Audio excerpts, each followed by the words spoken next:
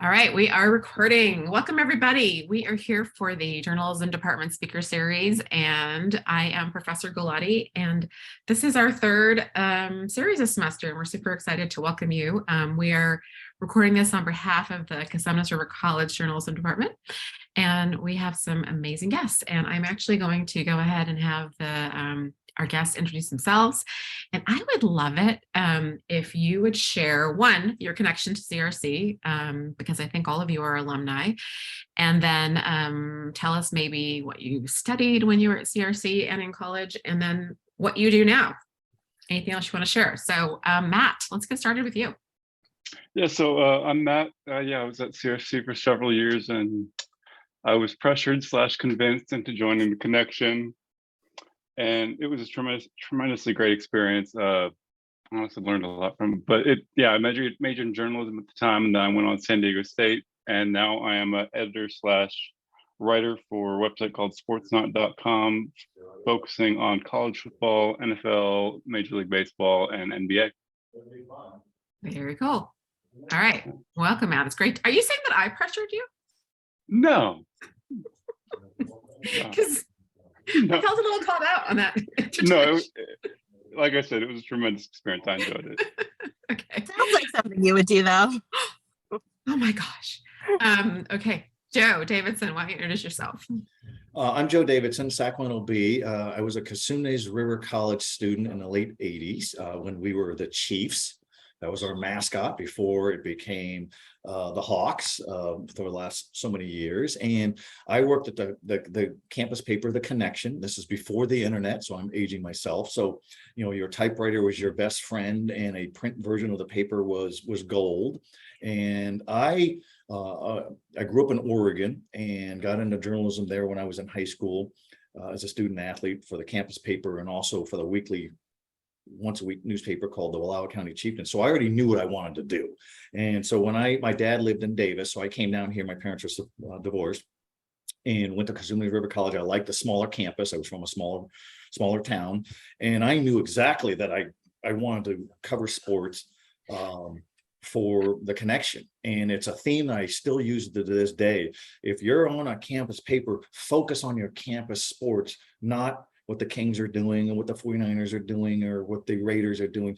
And I've talked to journalism classes over the years, and they'll say, yeah, but that's, it's easier just to see what I see on TV. No, then go out to a CRC softball game or a basketball game or a volleyball game and get to know those people. And that's what I did then. And I still do local journalism. I've been at the Bee since 1989 and have covered everything. A lot of Kings and the NBA, but my focus has been local sports, the local high schools and local colleges. I think those are the best stories then and now and even in the future. So that's, it all started for CRC, and on Twitter, I'll talk about how, careers could get launched through junior colleges, whether you're an athlete or somebody in the real world workforce. And it got me, it certainly galvanized what I knew I wanted to do, and working with editors and deadlines and having your stuff edited and shortened and tightened. And so it didn't scare me away. And some people are afraid of work. Some people are afraid of getting edited. Some people take it too personal and are too hard on that. You have to be open-minded. So I'm super glad that I did my CRC time, and it's always nice to join Rubina's classes and talk, and I applaud it. Get into it if you want to do it. Great. Welcome. I'm so glad to have you here, Joe. And I was trying to tell my students, I'm like, Joe was not one of my students, but I can't remember if I was here at the same time that he was. I think we must have been, I just was like a year after you. When did you get here at the CRC? Rubina? I was at the Connection in 1990. You did, how long were you? Just 1 year? Yeah, a year. Okay, so Rick Beck was my journalism advisor. And mine too. I think in 92 or 3, maybe both years, he asked me to come back and be like a co-advisor just to help connect with students. And I loved it. And if I didn't get into, the journalism workforce, then I think I would have become what you're doing, Ruby, and I would have taught it.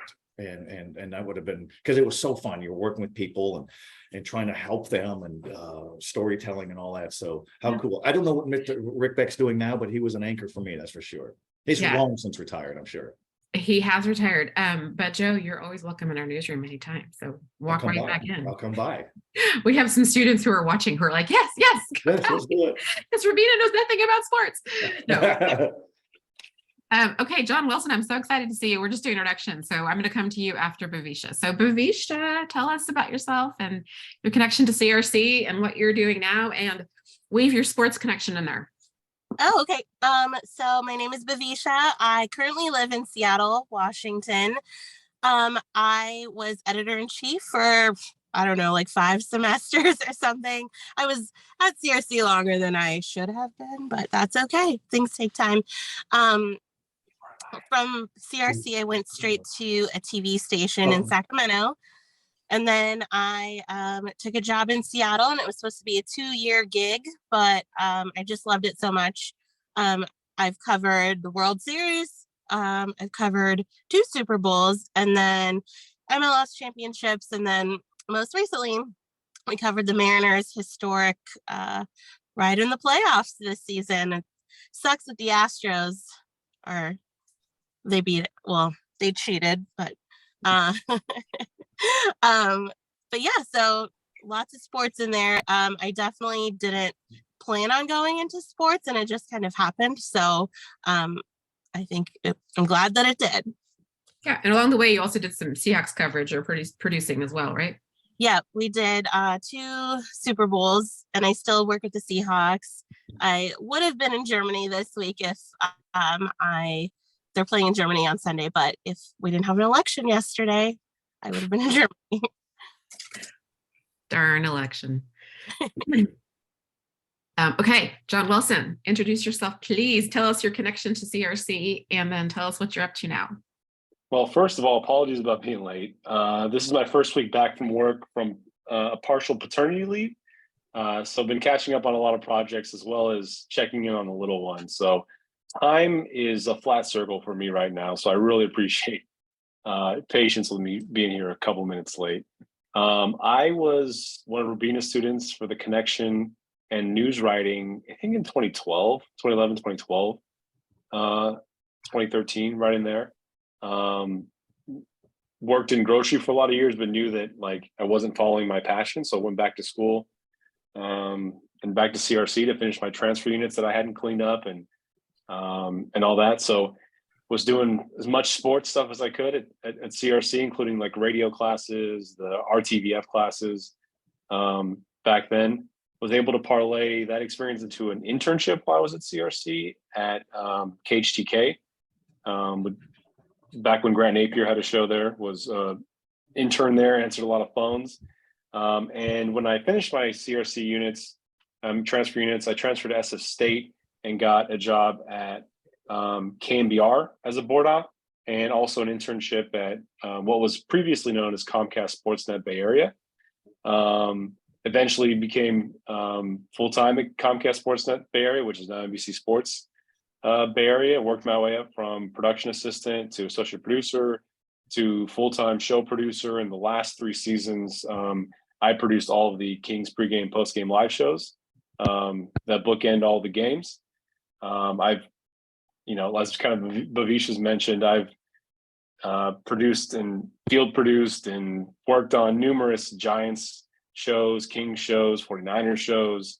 If you watched any of the pre-post content or features that we do on NBC Sports, chances are I've had a hand in one of them over the years. And as of April of this year, being that I'm just, of all the sports, probably the most massive NBA fan, it was a little bittersweet to leave my little place in the kingdom, in Sacramento Kings Kingdom. But as of April, I took a position at NBA 2K. So I work on basically all of the media assets to promote NBA 2K. So if you see something on your Instagram feed or on Twitter or a television commercial that sells you on NBA 2K23, chances are that came across my desk and I had to help produce that. Very cool. Very cool. Okay, so we have some questions, and then also I just want to invite people who are watching. You're in the room with us. We've got about 15 other people in the room with us, and so I just want to invite them to share their questions. I won't be able to bring people who are in our audience on screen with us, but I can definitely read your questions as we go. Okay, so I guess let's start. My dog wants to get in the office, so I might have to go let the dog in a second. If I step away, I can still hear you. So tell us anything you want us to know about your career path, and I'm going to kind of combine a couple of questions.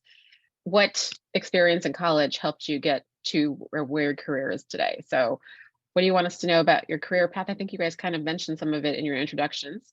And then what experience did you gain in college that helped you with your career today? Maybe connecting our students to, what they can do in college right now to set the foundation. So Bhavisha, you want to start with that? Sure.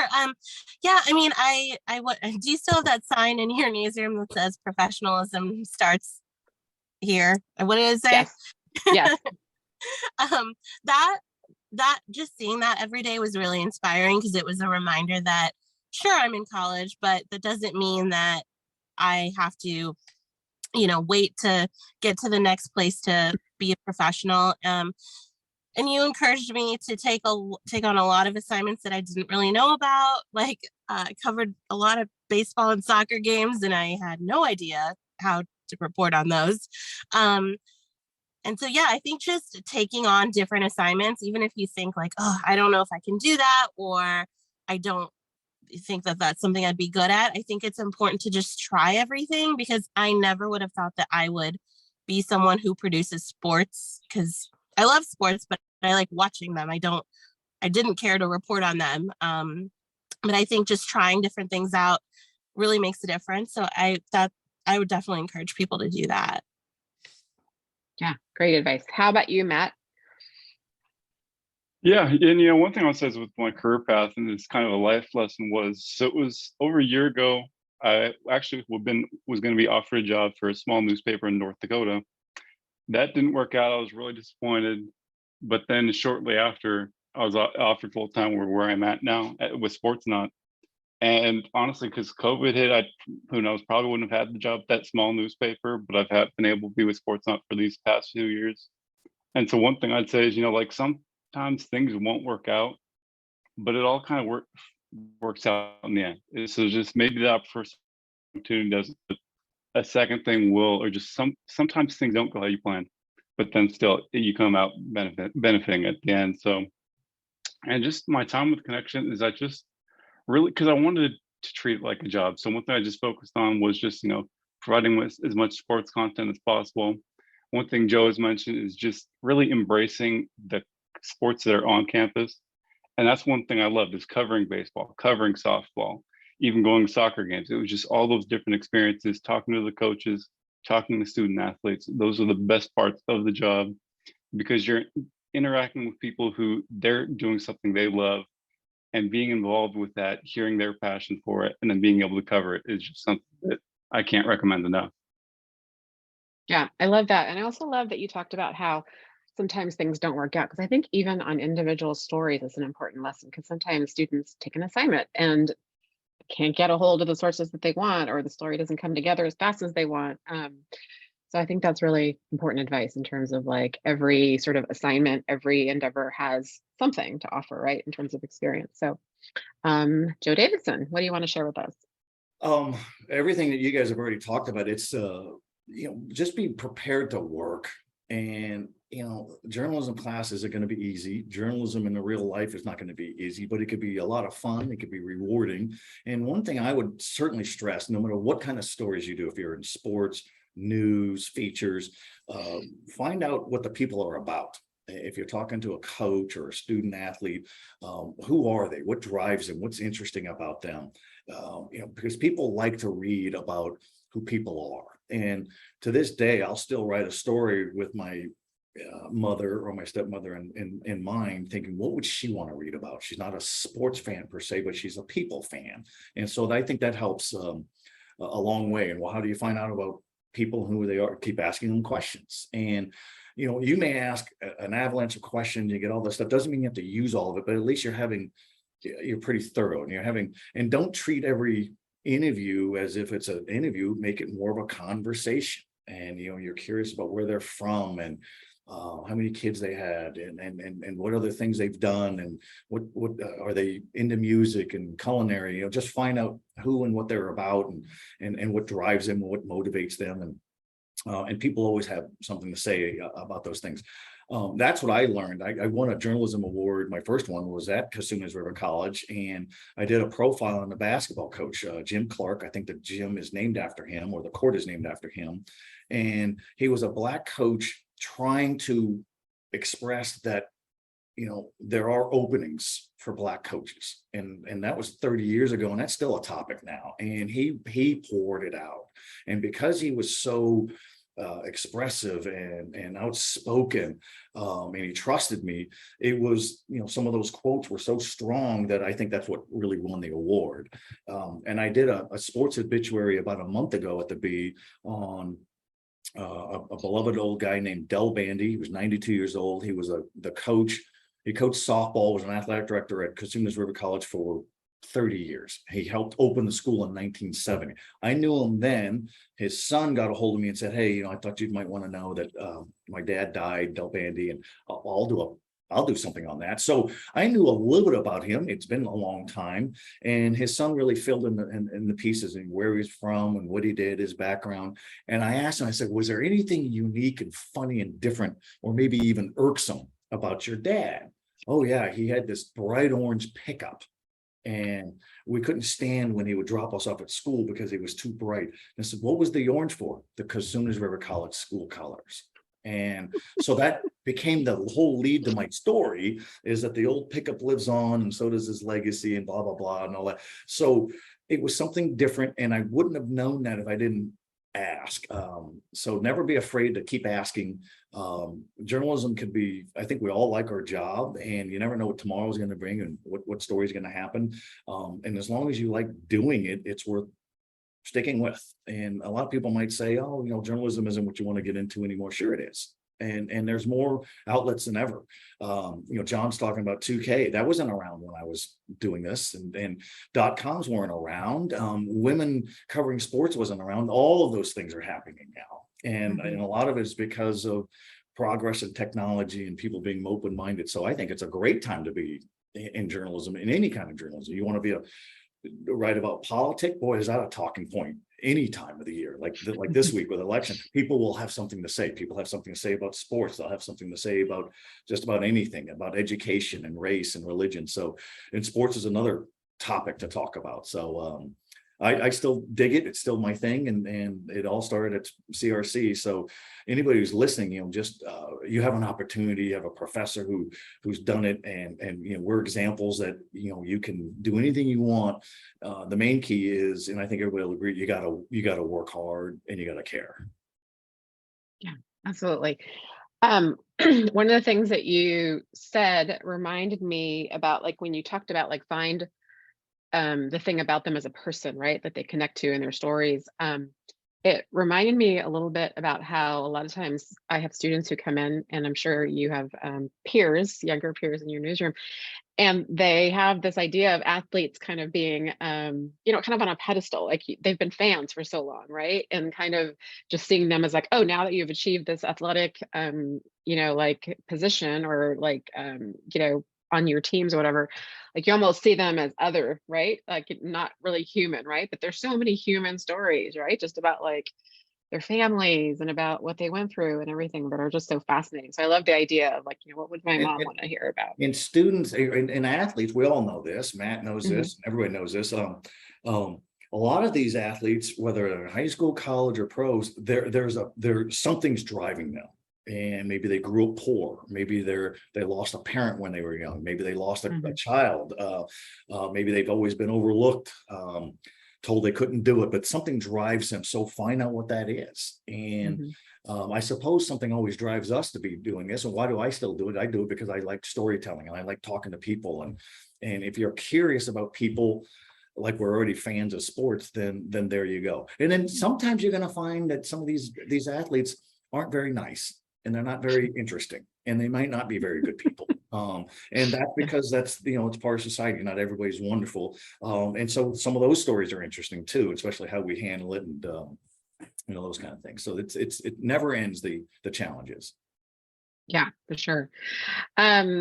So John Wilson, how do you want to add to our conversation about what experience did you gain in college that helped you today? What laid the groundwork for what you're doing now?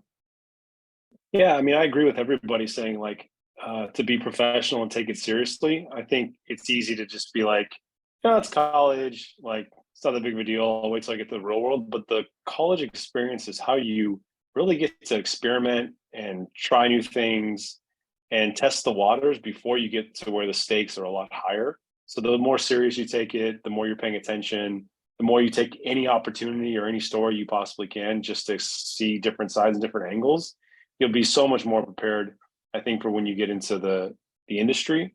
For me personally, I knew I'd say probably after the first semester or two that I wanted to get on more on the broadcasting side than necessarily the writing side. So like there are so many examples, like when I made it to SF State, where got to put together packages of basketball players at SF State, or got to go out and shoot different stuff and put together stories and do reporting. And Joe said something that I think was absolutely paramount, is that like, now you may think it's a community college athlete, or it's SF State is like a D2 athlete, and maybe it's not that big of a deal to ESPN, but for that person that you're interviewing, it's maybe the one and only time that they get a media type interview and a story written about them. So it's the biggest thing in the world, to them. And they're probably gonna have their family read it. They're probably gonna share it with people. So just take everything seriously and don't be afraid to try stuff, because the college level is really where you get to work out a lot of your jitters and a lot of the first time asking people questions. So if you don't do it at this level, you may not be as up to speed when you get into the industry. Well, and Rubina, you might have talked about this over the years. This is an industry where you have to be hardworking, you have to have talent, you have to have ambition, but you have to be aggressive too. Not in an aggressive sense of bulldog reporting and interviewing, but if you want to get a job, you have to pursue it and have a good package that you send to somebody if you're looking to do TV or anything, and or work at a newspaper or want to cover a certain beat. Because the media outlets have a lot of people looking for jobs, but a lot of people, I've seen a lot of those applications, they're bland. There's no person. So there's an opportunity more now than ever with the internet, social media, to really impress somebody. And so if you really want to do it, I mean, I really wanted to do what I'm doing. I'm still doing exactly what I wanted to do. And I'm with a couple of friends here in their house doing this Zoom, and they said, if you want to do what you want to do, I know we hear that when we're growing up and our parents say that, but it's true. It's true. I mean, women in sports is the biggest new thing, and it's a great thing because what is the sports audience? Predominantly male. Well, how do you tap into a women audience? Well, get somebody who knows what she's talking about. She's got a little bit of sass to her, and I mean, we could see that here, and you can do anything, and it helps. It just makes it fun. And why not have a woman's perspective? And we've had some of our best journalists at the Sacramento Bee over the years were women editors, managing editors, our last 4, I think, executive editors have been women. So they certainly have overcome any kind of stereotypes or whatever. And some of them have been beat writers or national columnists in sports or whatever. So they wanted to do it, and their talent led the way, and their work ethic. Well, Rubina, one real quick thing I would add that Joe kind of alluded to at the college level is, in this industry, having a portfolio and having a reel is really important to get to that next step. And for a while, some of the stuff you're working on in the lower level may not add that much to your reel. So the college stuff that you put together is paramount for quite a while early in your professional career, of being your portfolio and being your reel, whether it's writing, whether it's on air, producing. Like the stuff you do at college is going to carry you for a while in your early stages of your reel and your portfolio in the industry. So, that's another reason why taking it serious is really important. Yeah, absolutely. And I've been talking to my students just about like not only the experience that you're getting, but also being able to talk about the experience that you had, right? And how you pursued stories, and even in the last 2 years, there's some students who, some of them are in the room right now, who went from being, in my class during remote operations to now being back in person. But I said, hey, like that whole reporting from home is what professional journalists were doing too, right? So you were part of the whole industry that shifted. So talk about that, like in terms of being part of your experience, right? Sure, you would have loved to be covering sports in person, but like look at what you were doing remotely, and now that you're back in person, like look at how you can transition to that, right? Like really being able to talk about your experiences and covering different things, right? Like in our last panel, or 2 panels ago, when John was with us, we were talking to one of our panelists about like, hey, remember when we were all in the newsroom when Trump was elected and how that happened and what the experience was, and how we kind of like, sort of responded to it as reporters and as humans, right? So being able to talk about all of that. I'm going to kind of veer from the order of these questions a little bit. Joe, you mentioned a little bit ago that you wanted to talk about the idea of how to launch your career from a community college. So do you want to say more about that? And then the rest of you can also sort of add to that conversation. Yeah, if there's any perception that the only way to get a nice media job is you have to go to a big time college, it's completely absurd. And having been in the scenes where I'm helping hiring people and where I'm looking for a clip, a reference, somebody's in John's line of work, they're looking for an audio thing or a clip. That's what they're looking for. And so and talent is there. It's either there or it's not. And the other thing I would really stress, and for anybody who's taken a journalism class, is be as versatile as you can. And if you really just want to cover music, well, maybe go to a sporting event. Or if you only want to do sports, well, maybe you ought to look at what's going on in politics on campus, or maybe a teacher or professor is retiring, and make yourself as broad as you can. And Rubina, you touched on this. When we had the shutdowns and nobody was working in an office and everything was distance learning, and from my sports world, there was nothing going on. They had the Kings going on. We have a Kings beat guy, and I did the Kings years ago. But for local high schools and colleges, all that was on ice. So I told my bosses, I said, I'll go on and I'll do some features. I'm going to go talk to the mom and pop restaurant owner, or the mom and pop, who own and run an essential, like a hardware store or a locksmith, because they're suffering. And it's still storytelling. And so, and I went in and did probably 10 of those. Frank Fat's, that great Chinese restaurant downtown, been around since 1939, family owned. I went down there. They were on the brink of losing everything. And I just sat down and talked to the owner, whose grandfather created the place way back in 1939. And he said, we are not built for takeout. This is fancy in-house dining. And he goes, we may not, we're going to do everything we can. And so he poured out his heart distress. I did one on Leatherby's and Locksmith Place and a hardware store, and they all had something to say. And they were all interested. How did you get into this line of work? How did you meet your husband? And some of them were hilarious stories. And it made for nice features, and people soaked it up. The readership was there. We got tons of emails. I got one for you. I got one. And I enjoyed doing it. It made me think, if I didn't do sports anymore, there's that. So the point being, storytelling is storytelling. And Matt and all of us, we're all into sports, but sometimes they're not just about sports. And for me, I've survived years of layoffs at our company. As newspapers and television and radio.coms have taken hits with layoffs, because I think of versatility helped. And if there's a couple of weeks ago, there was a shooting in a local high school. Well, we're on the crime beat all of a sudden. You have to be willing to do anything. You don't say no. And the best thing is, whether it's your journalism professor like Rubina or our bosses, they like it when we come forward. So I got a story. Don't make it feel like homework. Come up with stuff. And that way it's so much more rewarding. Yeah.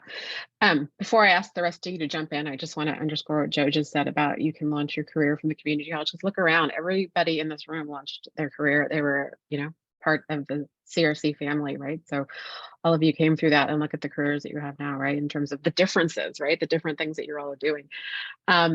So Bhavisha, you want to talk a little bit about how you launched your career from your path to where you are?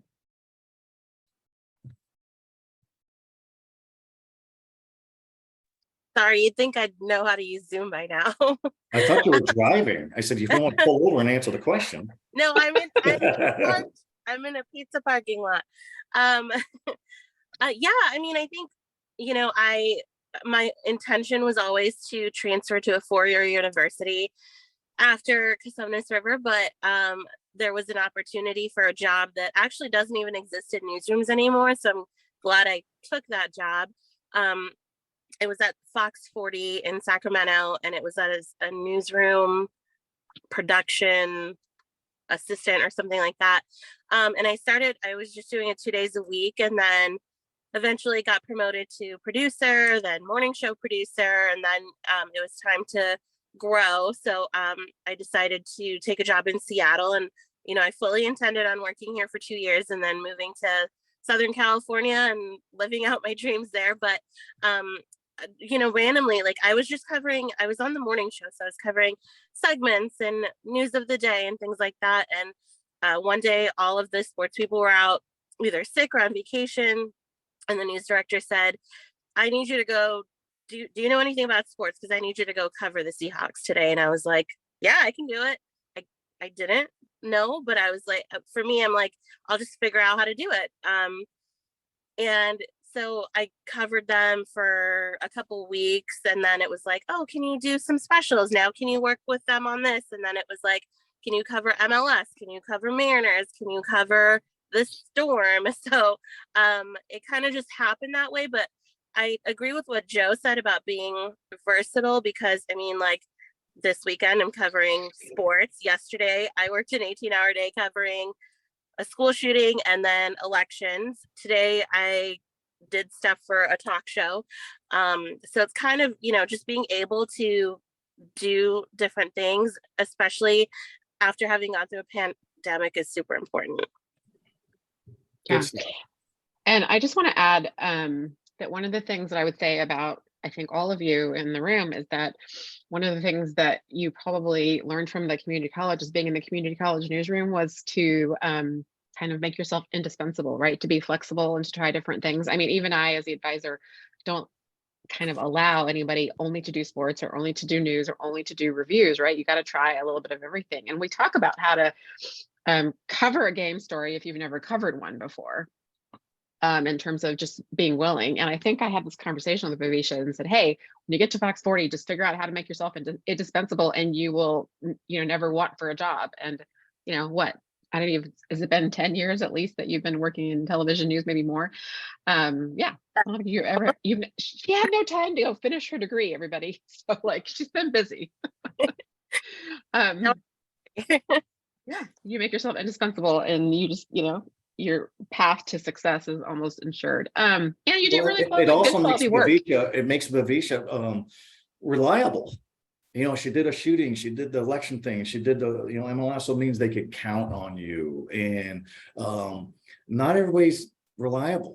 I mean, we have people at the Sacramento Bee, if we said, hey, can you go out and cover a high school football game, they would collapse. They don't want to do it. They don't have any desire, which is a shame, because you know, to go out there and check it out, especially if you're from the community. So versatility, I think it's great, Rubina, that you make everybody do a little bit of something so they can understand it and understand how an editing process goes. And you know, you know, some of our best editors are former writers and reporters. They totally understand all of it. And I think part of, I'm going to out myself, part of the success, I think, in our newsroom too, is that like, there's a lot of things I don't know. And so I'm just like, okay, guys, figure it out, MacGyver it.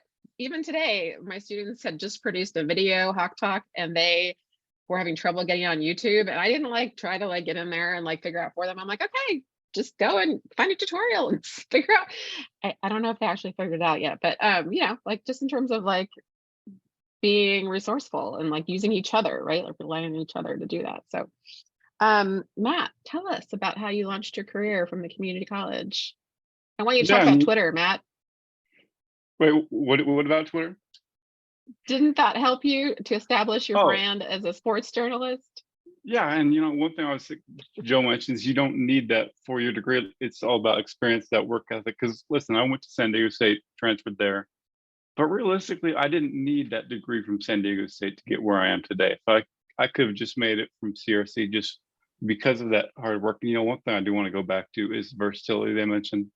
Because, and again, this goes to something Joe mentioned, is the pandemic. Sports shut down. It was, if you would have told me I somehow survived that just because of how much everything shut down, I wouldn't have believed you.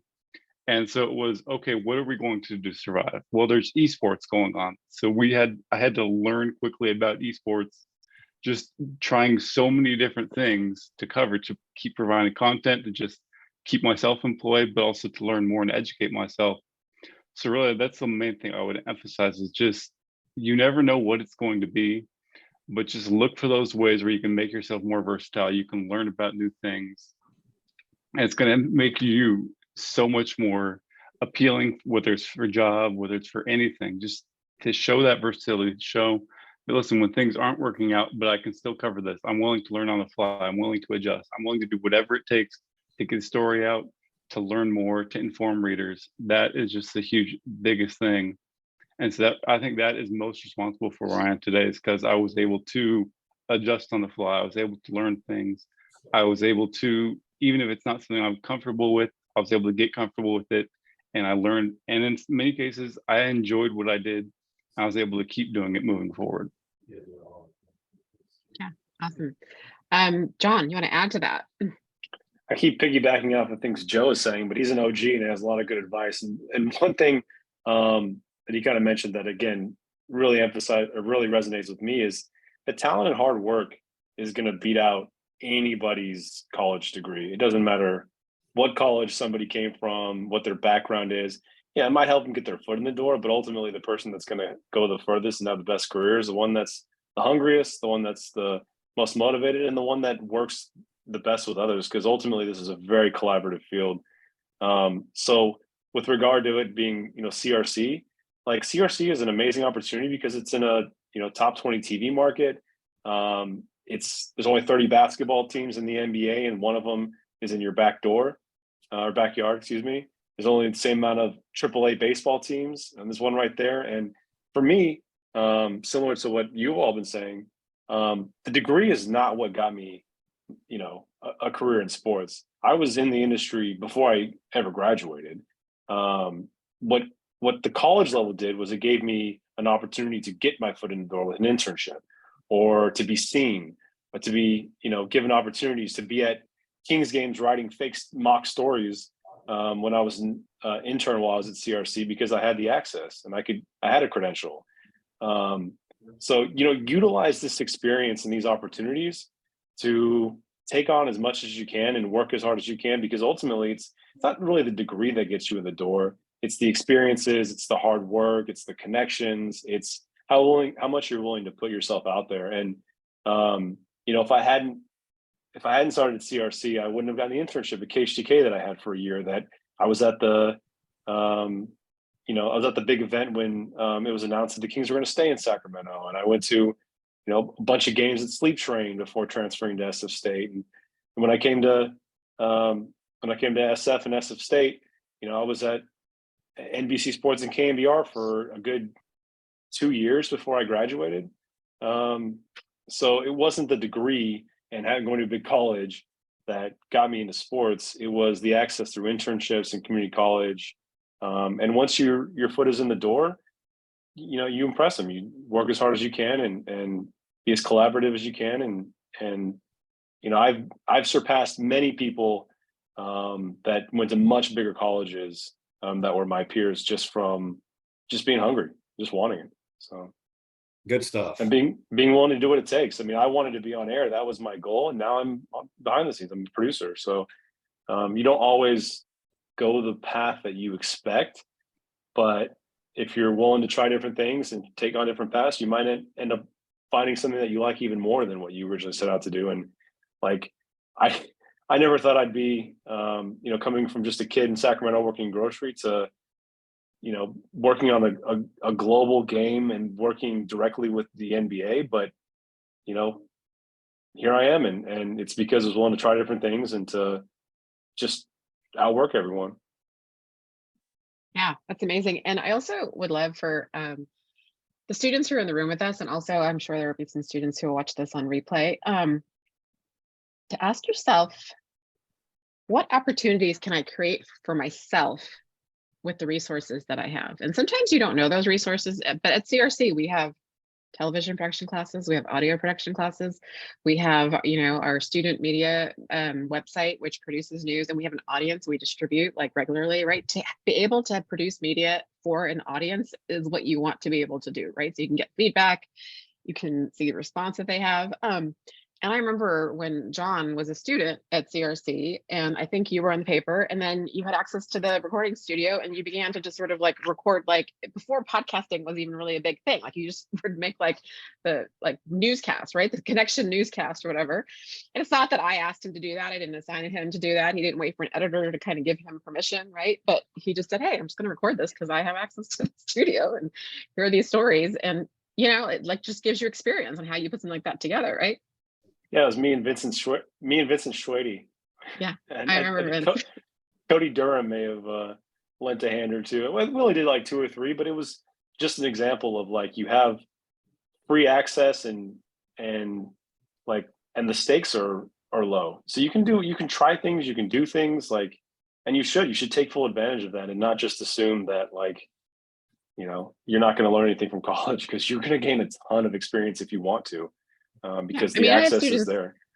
Absolutely. I mean, I have students, and some of them might be in this room with us, who will, you know, have this goal. They'll say, oh, I want to be, you know, a sports analyst on The Athletic or whatever. Like that's my, you know, long-term goal or whatever. But they won't see that coming and covering, like, you know, that speaker for the connection is going to get you to that goal.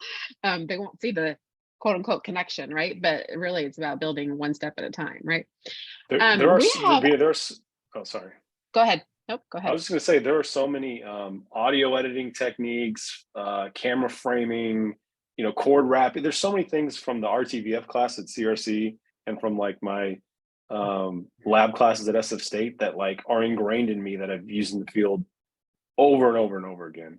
So there really are amazing opportunities at CRC. Yeah, absolutely. And the basic skills, right? Like accuracy.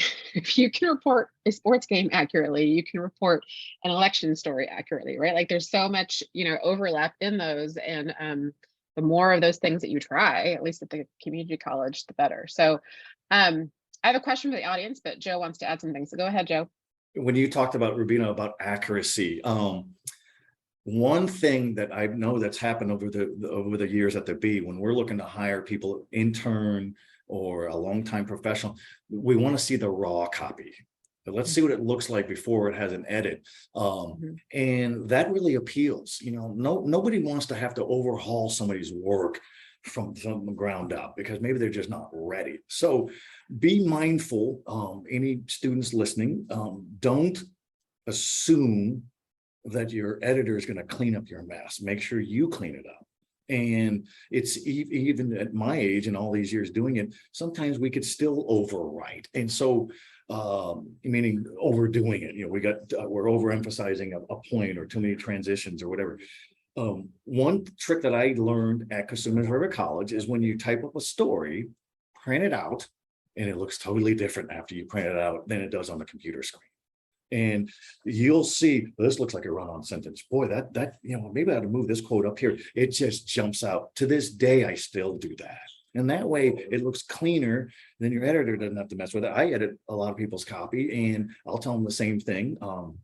I had a young guy, Cameron Salerno, who's been with us for 4 years. He's been an intern. We're probably going to keep him as a full-timer. So he's earned it. But his first couple of years, his stuff was pretty rough. So I would take him out to lunch and I said, you know, we're going to print it out and we're going to go over, see how this transition doesn't work, see how worried it is. And boy, did he click in. And now his stuff has come light years. And so, because he was willing, he didn't take it personal, he wasn't upset. But everybody's different. You know, I wasn't going to just jump on him because that might have really spooked him off. So be mindful of that, be accurate, be clean, and don't underestimate your audience. If you're online, if the CRC connection's online, then anybody can read it anywhere in the world.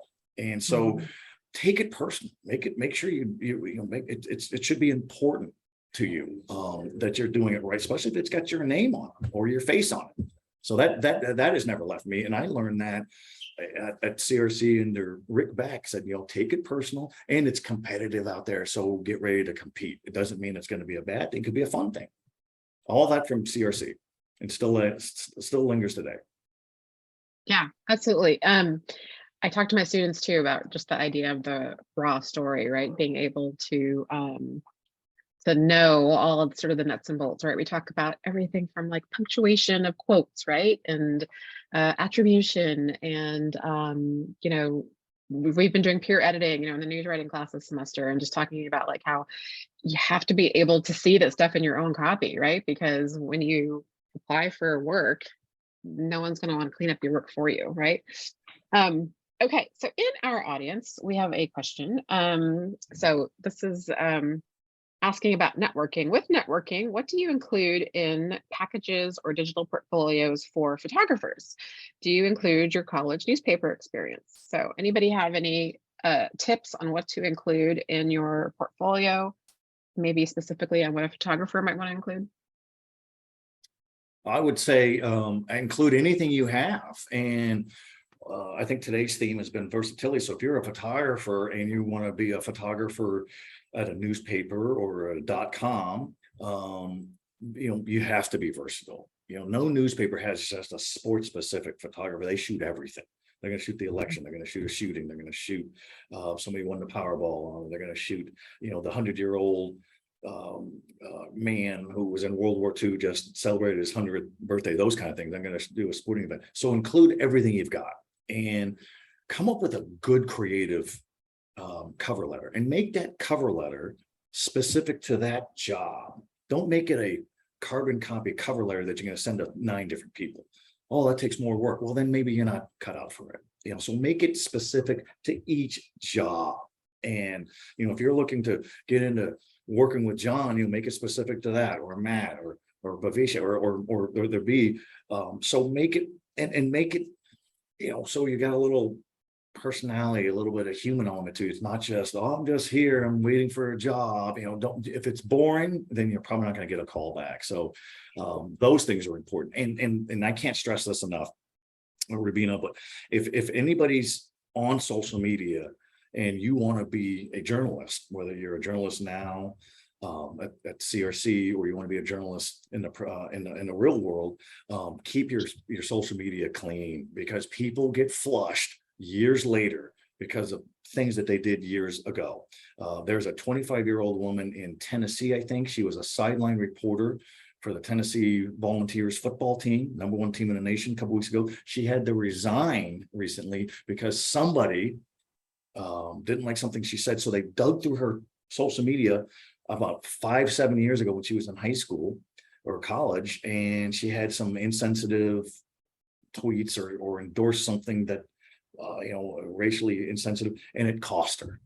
And so clean it up now, because you don't want that stuff coming back. And that completely derails an otherwise talented person who probably should have known better then, and somebody was able to dig into it. Yeah, that was an experience that you had too, Bhavisha. Didn't you get some advice about your social media when you were hired at Fox 40? Do you recall? No? Okay. That face says that she doesn't recall. I don't think so, but it sounds like something that might come up. It's okay. Okay, I have a question to ask all of you. Does anybody else have any advice for our question in the audience about portfolios? Anything that should be in a digital portfolio, or a reel, or a photographer's portfolio? Anybody have input for that? I would just quickly say, include your best work. Doesn't matter what it is. You put your best foot forward, as like close to put all the best stuff in the front, and you don't need to put everything, just all of your best stuff, the stuff that you think would get you a job. That's the best advice I can give, because I remember sitting there and putting together like a 20-minute reel, and it's like, no, nobody wants to watch 20 minutes of a reel. They want 5, maybe 10. You'd be lucky if somebody got to 10 minutes.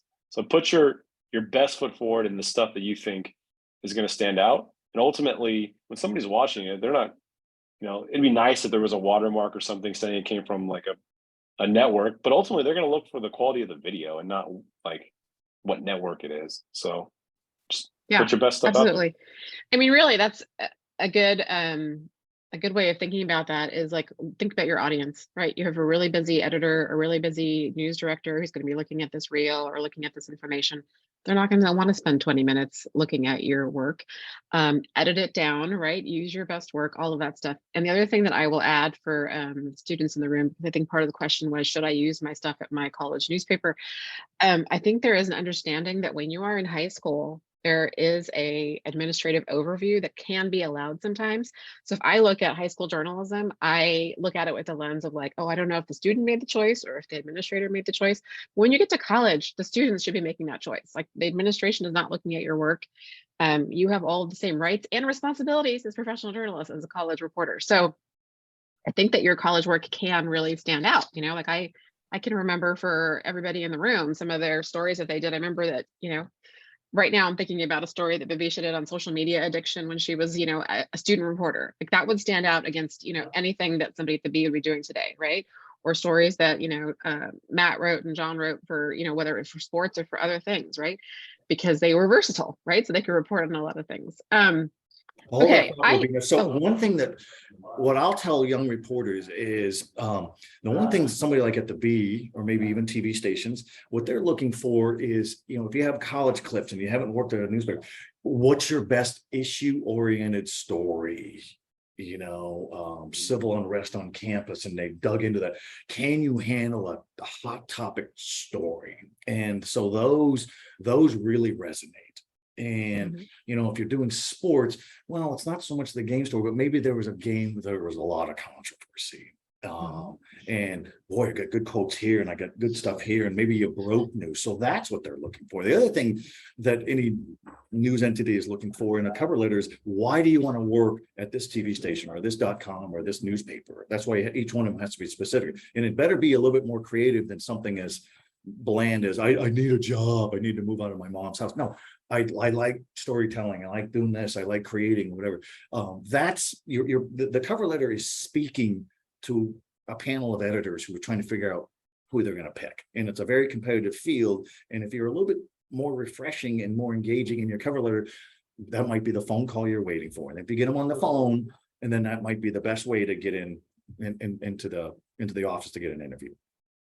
The other thing too is that journalism is about what's happening now and what's happening in the world, right? So for example, if you have clips from 2022 that talk about, the challenges around COVID vaccines and around what it's like to be back in the classroom and how nervous people are and mask policies, those are super valuable also. Those might be your best work in addition to a game story, right? So don't think it has to be, oh, I didn't get to cover a championship, or I didn't get to cover, the team didn't do so well or whatever. It's not necessarily about how the team did that allowed you to have great clips or great examples of work. It's about, were you aware of what was happening in the world? Also social issues, right? Can you handle something that is hard to report on? It's sensitive to report on, right? I've been talking a lot with my students in my class about the ability to manage pronouns, right? You might have an opinion about the use of pronouns, but students are very comfortable with it on our campus. And how do you, write a story about students and pronouns and pronoun use and their comfort with it and all that stuff? So I think all of those things are really important. A question that I want to ask that actually isn't on our question list, and then I'm just going to let you add anything you want because we're getting close to 6 o'clock, is tell me about a challenging story that you had. Sometimes my students struggle to cover when a team loses. They think, oh, I don't want to approach this athlete who just lost this game. So tell me about covering tell me about covering maybe a tough game or a tough circumstance and how you handled it, and what you're thinking about when you go into a tough interview. When I did the Kings when they were great, and they were great in our lifetime. So 2002 through 2006, they had that great run right there. And some of the most compelling stories was in defeat. A playoff loss or a big loss on a holiday, on Christmas Day against the Lakers, because a lot of times the players and the coaches are fired up and they got something to say. We got to play better. I can't believe it. Blah, blah, blah. We're not going to let Shaq bully us like that. What are we doing? And great sound bites. And so that's, you can't be afraid, oh, well, he's going to bite my head. You're a pro. You're a reporter, and whether you're in the CRC connection or in the workforce, you have an obligation to ask those questions. And one thing I would say, hey, I'm asking questions that the consumer, the reader, the viewer wants to know, and you can't be afraid of it. And some of those are great clips to submit. Hey, big controversial loss, blah, blah, blah, blah, blah, the number 1 seed lost or something. And the coach really talked about it, this and that. And that's where big picture questions really help too. It's not like, well, you guys couldn't make free throws in the second half. You got to have a big picture. What do you learn from defeat? Why is it so hard? Why is it so difficult to handle this defeat? They're not dumb questions. They're questions like, why are you hurting? Are they hurting for a reason? And those kind of questions, they'll pour it out. And so that's you can't be afraid, whether it's a high school team, Sac State, the Kings, and John's right, with the old shirt deal. There's been a lot of losing. It's been harder though with the Kings. It used to be the Kings would give you one-on-one access to anybody. Now every interview has to be supervised because they've convinced their players that the media is out to get them, which is ridiculous. I'm all fired. Don't get me started, Joe. Yes. Do not get me started. We'll talk off air someday. Yes. Oh my God. If I could, go ahead. No, go ahead. I was just going to piggyback on that because it's exactly my experience. I've worked in or around the Kings since 2012.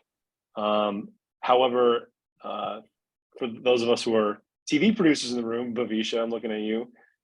There's a big difference when you're working on the content as like an associate producer or a production assistant or an intern, when you can kind of like mentally clock out as soon as the show's over versus when you're the producer. And for the last 3 years, up until I got my 2K job in April, the last 3 seasons, I was the main producer. I was the linear producer for all of Kings pre and post. For anybody that covers the Kings, you understand what their record has looked like, not just the last 3 years, but for the last 16. So my job literally for 82 games, last 3 seasons, was to find a compelling reasons to get people to watch the show despite the team losing, right? Because, the show wouldn't be on if there weren't people watching or there weren't fans out there that cared enough to watch pre and post game day in, day out, regardless of how the team is doing. So it's literally my job to, no matter if it's a 5-game losing streak, a 10-game losing streak, the team's out of the playoffs, I have to find creative angles and creative ways to get you to still tune in, whether it's having fun, whether it's trying to, mimic inside the NBA as much as I can, finding creative stories on social media, creative integrations. You have to find something that you enjoy, and you have to find a way to, make it the best it can possibly be despite the situation that you're in. And I happen to love the Kings despite how much they make me miserable. So even though there were some difficult days of like, what do I put on the air with what the team is giving me, you have to find your inspiration and give it all you've got. Every show had to be the best show that I ever did, despite the losing, or else they'll find somebody else that will approach it that way.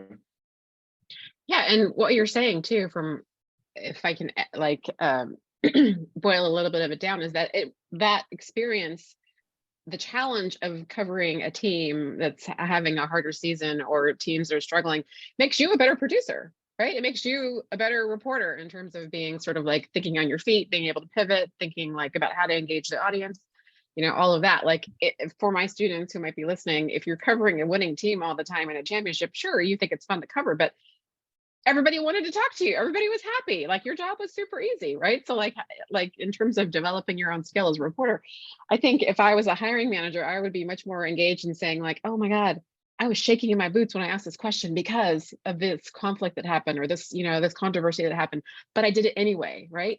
That's going to develop you as a reporter.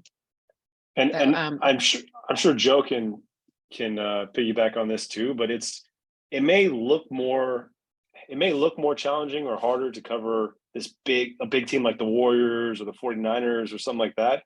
It's way more challenging to cover a losing team than it is to cover a winning team, because again, like with the Warriors, which was at the network that I worked at, we covered them too. You know, everybody's tuning in because it's the Warriors. I mean, you could literally put anything on air and you're still going to get ratings. You're still going to have people watching, people caring. With the Kings, you have to really dig deep and find interesting ways to get people to still watch. So it is much harder to get people to watch the Sharks, the A's, the Kings, the high school teams, the college teams, than it is to cover, you know, the best teams in the world, because people are going to tune in without you having to do anything. Really. You know, some of the most enjoyable stories I've ever done in high schools were the teams that were the worst teams. There was a girls basketball team, Johnson High School in Sac City Unified, about 8 years ago. They lost the game 102-5, and they hadn't won a game in 3 years. So I went out to practice, and I'm going to tell their story. And I found out these kids worked hard and they cared. They just don't know how to play basketball. They didn't play year-round basketball. They had kids who were flunking out, and eligibility was concerned. It was city problems. And I said, that was the whole story. And there was a lot of readerships like, this is the real world. Not everybody's, you got this AAU stuff and all the money in the world. And some of these kids couldn't even get to school and having a meal every day. And so it became a big picture thing. And it was a rewarding story, not because they were a winning team. They were a losing team, but they weren't losers. And so those are a challenge too. A lot of people say, oh, I'm not going to go over there. They stink. Well, no, maybe your attitude stinks, but you go over there and you find out that some of your most compelling stories are right there. Yeah. Matt and Bhavisha, you guys want to talk? How about you first, Matt? You want to talk about like experience covering like a hard team or a struggle with like a hard story? Yeah, I mean, you know, covered a lot of games. One thing that stands out from my time in the Connection was after the men's basketball coach was let go. And, you know, I mean, because it could have been a basic news story, but I reached out to him, wanted to see if I could interview him. And obviously it's a difficult interview because it's someone who just was let go, but it's also an insightful interview. You know, listening to them, he talks about his family, talks about, you know, how he has kids. And you learn the business side of this, how that firing affects people. Because listen, we see it in the headlines all the time. Insert coach fired. And, you know, it's just, oh, well, you know, the team was losing, it had to be done. But interviews like that also show you the human side of this industry. And just you gain so much from it. You know, last year I was interviewing the former New York Jets GM, Mike Tannenbaum. And I asked him about what that is mentally like for someone when they are let go. And it's a question that he said he appreciated because he said, you know, no one really gets into the mental health side of it, how that impacts you. So just, I think that's where there's a unique opportunity, even when it is so disappointing, when it can be so difficult, is just finding out, you know, how these people handle being let go, how they handle those difficult moments in their life. I think those can make for some of the best stories, and those are the ones that I remember the most. Yeah, that's great. I hadn't thought about the coach firing story. That's a whole nother level. Bhavisha, tell us about a challenging story that you've had to cover in terms of maybe a loss or conflict or controversy. Super Bowl 49, baby. The Seahawks passed it on the 1 yard line when they should have handed it off. And that was a rough one. But, you know, we talked to them about how do you mentally get back in the game? You know, just how do you recover from that mentally when you've just lost on the biggest stage? You were ahead, you were going to win, and then that interception at the 1 yard line, like, I think that was the craziest one. I mean, we've had a lot of those, but just that was probably the biggest one and the toughest, because it's like no one wants to go up to a player after they've just lost the Super Bowl. But yeah, I mean, you know, you find ways to tell the story about getting back on your feet and mentally getting back in the mindset and all of that. So do you remember what you were thinking when you had to go up? Did you have to go up and do the interview? Yes. I was terrified. I was like, because I would hate for someone to come up to me after I've just lost the Super Bowl and be like, how do you feel? How do you think I feel? I just lost the Super Bowl. But then you change your approach to the questions, right? Like, obviously they're going to feel sad and devastated. But then you spin it around and ask the questions about like getting back on your feet and all of that, and how you'll bounce back next year and things like that. Yeah. Wow, amazing. Well, this hour has gone by so fast. We are over time, so I appreciate all of you being so patient with us. I'm going to ask if there's anything that you want to add, and I think we have shared your social media handles on our Instagram. That's, I'm assuming it's okay to do. We shared all of your social media handles. Matt, I don't know if you have a Twitter account or Instagram account. We can share it too on our Instagram and have a post. If anybody's in the room or watching this on replay and you have not been following the CRC journalism department on Instagram, it's CRC_journalism. And we'll make sure that we put everyone's social media handles, and you should begin to follow the folks that were here today and continue to interact with them. That is how we network. Okay, anybody closing thoughts? Let's start with John, and then we'll go to Bhavisha. I would just reiterate again that every level of experience that you're at influences what you're going to do next. So just never think that like what you're doing at the college level is important, because it really is. And as we've all said, every single one of us utilized our college experiences to launch our careers. I know that had I not gone to CRC, as well as gotten internships while I was there and utilized the college internship experience, I wouldn't be where I'm at today. So just take advantage of everything you can at this level, because it's going to influence what you do at the next level. And the other thing I would just really say is just treat others as you want to be treated, and really be collaborative, because you'll never know who may be a colleague of yours one day that 10 years later ends up being your boss. And you thought you were never going to see that person again. So, work well with others, work hard, and take advantage of every experience you have, because it really does matter at every single level, including the college level. Great. Yeah, I would agree Bhavisha. with that. Just take advantage of every opportunity that you can. Do some stretch assignments. Do assignments that you're like, I don't think I could ever do that.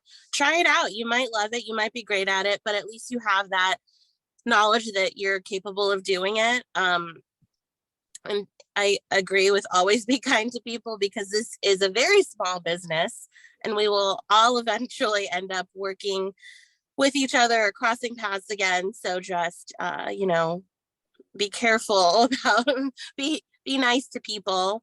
And yeah, just remember that, when you're covering sports, players are human first. That's an important thing to remember. And I think sometimes that gets lost, but at the end of the day, they're just like us. They're humans, and they all have stories to tell too. Great. Matt, what are some closing thoughts? Yeah, one, I would say just, again, I think about the hours now, working extra hours, just is that work ethic and being able to go the extra mile.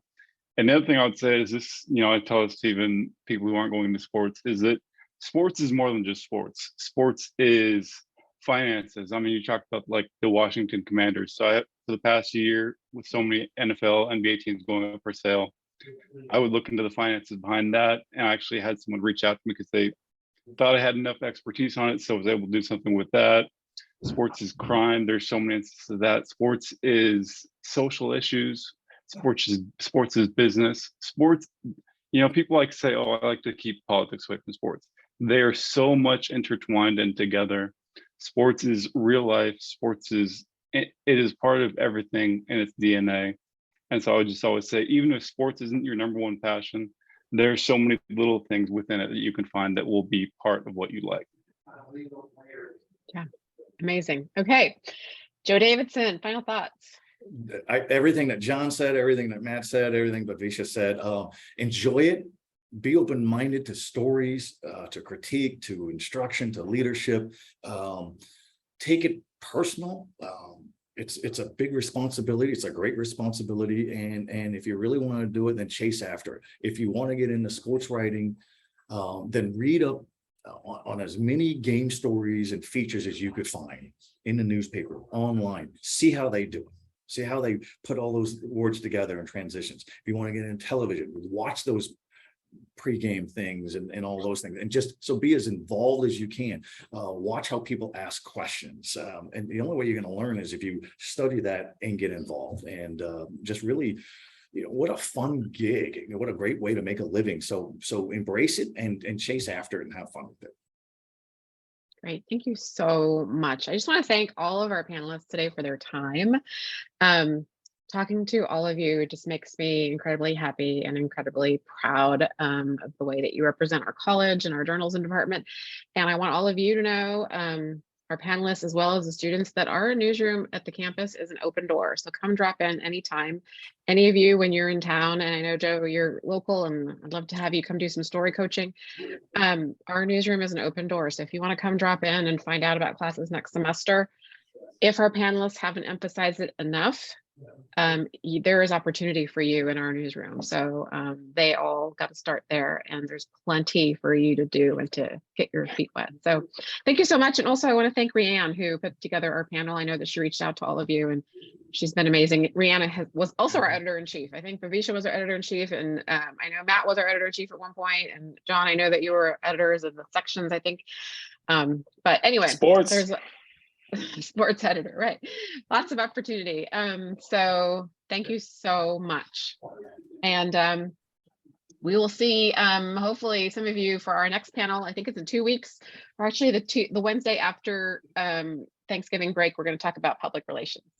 So look for our announcements on Instagram. All right. Thank you, everybody. Thank you. Thanks for having me.